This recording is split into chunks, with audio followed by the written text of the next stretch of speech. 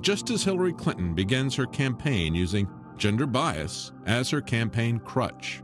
Remember, Hillary is proposing government fun camps for adults to go to and be re-educated into a functional member of society, the type without any unauthorized biases. I have decided we really need camps for adults. The unconscious bias exam might just be the perfect tool for singling out anyone they want and dragging them away into a government camp.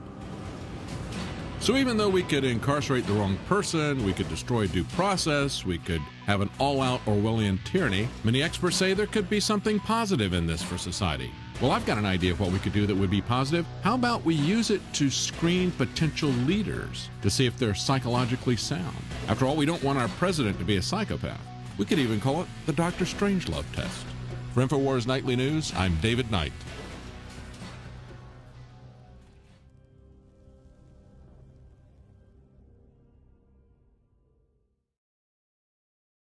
A chemical spill contaminating the water supply in 9 West Virginia counties. What are the health effects of having these drugs in our drinking water? It's forced medical treatment without the consent of residents. My friends, water filtration is one of the most basic actions you can take to protect you and your family from the harmful toxins and heavy metals in your tap water. On average, the county says it sprays with the glyphosate at least once a week. Few filters cut out the glyphosate that is found in water supplies worldwide. Remove pesticides, herbicides, chloramines, hydrofluorosilicic acid, sodium hexafluorosilicate. Fluoride, it is in tea, it's in coffee, it's in water, it's in bread, it's in toothpaste. It is our responsibility to protect our families. The establishment's not going to do it. It's time to take action. It's time to filter our water. Go to InfoWarsStore.com today, and for a limited time, use the promo code WATER20 and get 20% off all ProPure products. Again, that's InfoWarsStore.com, or give our crew a call at 888-253-3139. The knowledge of the ancients, tried and true, trusted herbs and extracts fused with the latest nutraceutical science. Introducing the all-new Ancient Defense Herbal Immunity Blend, crafted with over 14 key ancient herbs and extracts to supercharge and prepare your body for what experts admit is the most dangerous season of the year. We have rejected hundreds of other formulations in our quest to bring you what is simply the most powerful and comprehensive proprietary formula that we have ever created in the realm of herbal immunity. For the last 2 years, our team has been working with top doctors, nutritionists, and chemists to develop the ultimate nutraceutical formulation. Experience the benefits of combining over 14 ancient herbs and extracts with exciting new advances in nutraceutical science. For a limited time, get 25% off on this introductory offer. Visit ancientdefense.com or call 888-253-3139. ancientdefense.com.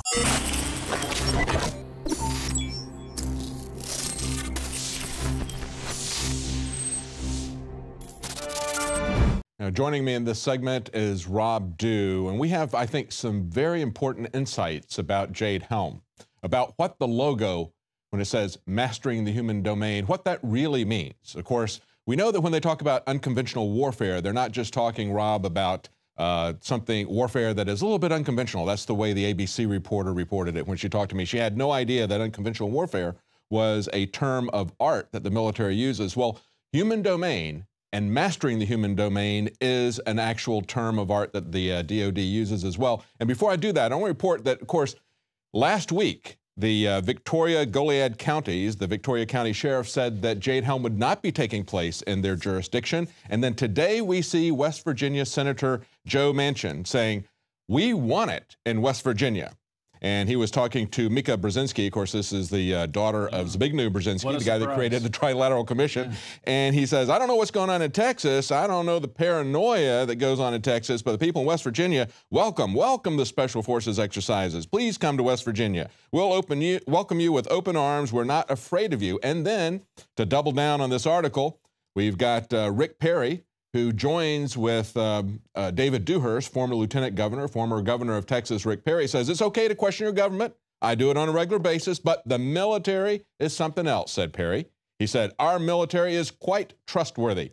The civilian leadership, you can always question that, but not the men and women in uniform. In other words, making it about the men and women in uniform. This is not a question about what the soldiers are doing. This is a question about the mission. that they're doing and what this human domain means. And Rob has been going through a presentation from back in 2010, I think it was. 2010, yeah. And before we get to that, though, I just want to go back to that C-SPAN special that we played a little bit of that last night, where we had people questioning the Army, and the Army kept providing non-answers or evading the answer and just not being forthright with the people. And I think it was the Colonel John Potosik. He needs to come clean with the American people right now and just say, look, we're training for domestic disturbances. This is a plan that's been long-standing. We are going to come in. If there's any type of crisis and it gets really big, we're coming in and we're going to take charge. And they need to, so let's have that discussion. Yes, can we have that discussion? How far they're going to go? Are they going to do gun confiscations? Because I always say that's never part of the problem. Yet we see these other exercises where National Guard's training to go after sovereign citizens,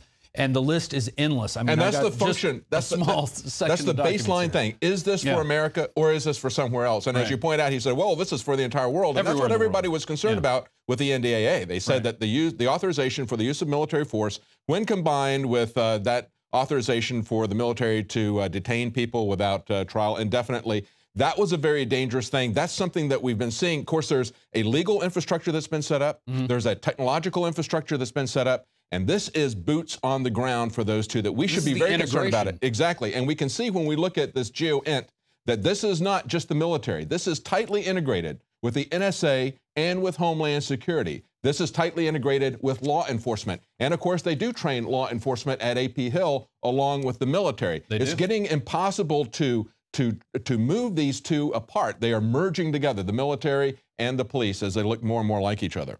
And I found this article just doing some research, and this is the role of federal military forces in domestic law enforcement. And this is by retired Colonel John Birkenhoff, and it was reprinted from the Joint Center of Operational Analysis Journal.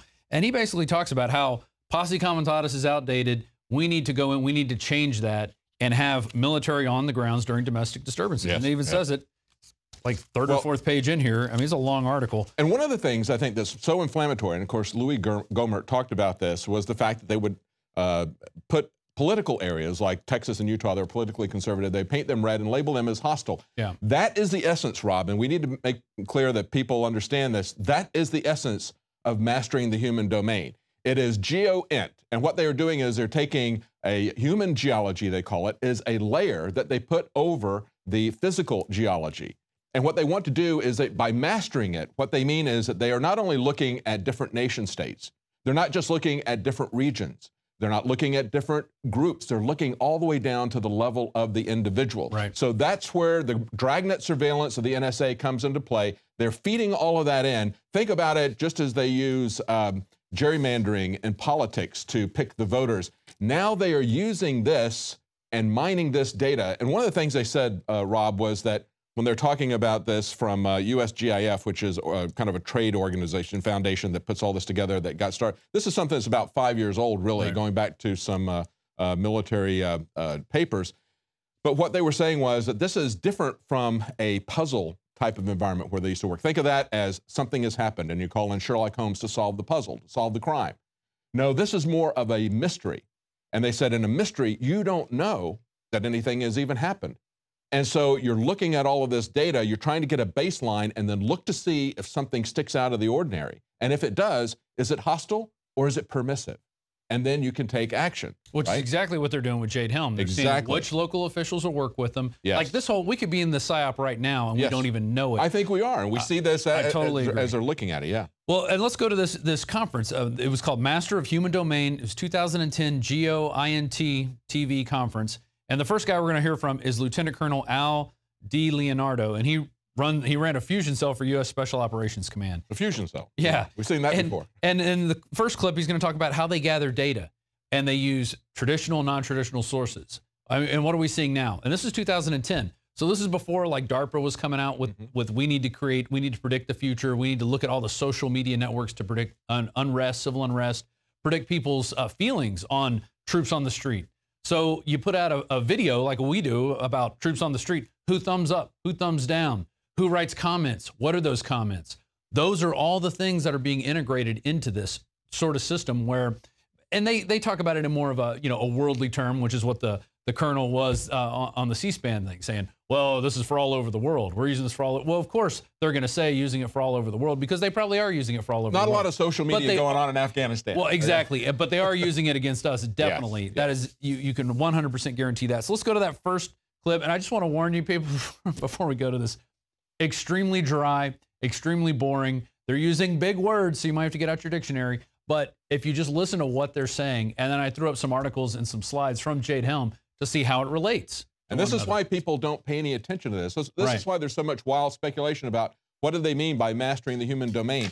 They'll put these videos up. They will get over 5 years, 70 views. Yeah. Okay. So nobody is paying attention to this. They're hiding these needles in massive haystacks of very boring presentations. Very boring jargon. Large words, but it's there. And we're going to break that down for you. Let's take a look at one of these clips. So I really had the privilege of running more of a multi-innovation cell.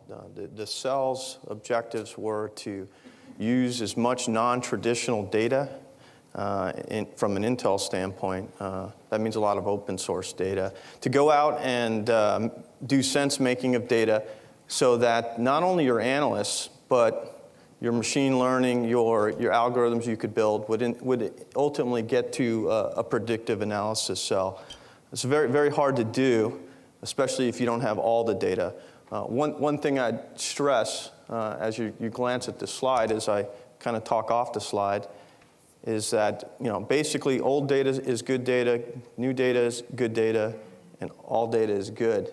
He wants it all. Everything. In the context of how I view human terrain, somewhat controversial in some aspects, it's sociocultural information, and it becomes, when used in intelligence purposes or for sense making for operations, when you bring it to the GeoInt, and I don't mean to be coy in saying that, when you bring GeoInt to it, geographical intelligence, I think it becomes human terrain. Prior to that point, it can be valuable information, but until you can make sense of it in a geospatial manner, it really is just information that's difficult to use in the larger context. You have to reach out and have your people using non-traditional data sets, as you see there further to the right. And ultimately, as you bring in Esri products in GeoInt, you get outputs as unclassified examples there of different layers that you would make. The point is it's data, people, and technology in a multi-int fusion cell. There's people in the community that want to focus human terrain really on what's going on the ground completely unto itself. And there's some value in that, but I would argue that it's that open source combined with the classified information, combined with the now, the old and the now, that begins to give you the layers you can make to make sense of what's really going on. You can see that at the bottom of that video. It says, Mastering the Human Domain. That was 2010. And of course, if we go to USGAF, they talk about a couple of things. Activity-based intelligence, ABI, is defined as intelligence where the analysis and subsequent collection is focused on activities and transactions from an entity, a population, or an area of interest, like you see the hostile areas. Then they go on, the very next sentence says, the human domain, or the human dimension, is a vital and integral part of that, and it's defined as activities, transactions that are physical or virtual. That's why they're putting all of these license plate scanners, as well as the virtual surveillance that they have of cultural, social structure, relationships. They want to look at your motivation, your intent, your vulnerabilities, your capabilities of humans, single or groups, all across their domain of operation, okay? So what they're doing is they're doing this dragnet surveillance that the government has put in, the surveillance state, the NSA, down to the police departments, Homeland Security is involved in this as well, mapping that onto a geography. And they say, of course, this is going to be across the air, maritime, ground, and cyber. So there's your joint exercise. Total informational awareness. And clip 2, which we're about to go to, shows how they integrate this stuff, and then they use a color coding system, which coincides coincidentally, exactly to the color coding system used in the Jade Helm 15 map. They have green areas, which are what they say are totally safe, which is where they're operating out of, and then they have blue areas and red areas. The only one they didn't mention was brown, which is what they're saying New Mexico is. They're not sure New Mexico is either friendly or unfriendly. They're not sure, but they use the same exact color coding system. So let's go to that same lieutenant colonel talking about how they take all this information and create data sets. Then they basically say who's friendly, who's not friendly. So we start out with a layered group level analysis. This is much like traditional all source analysis, intelligence preparation of the battlefield type of things, OPE these days. What we do is, we focus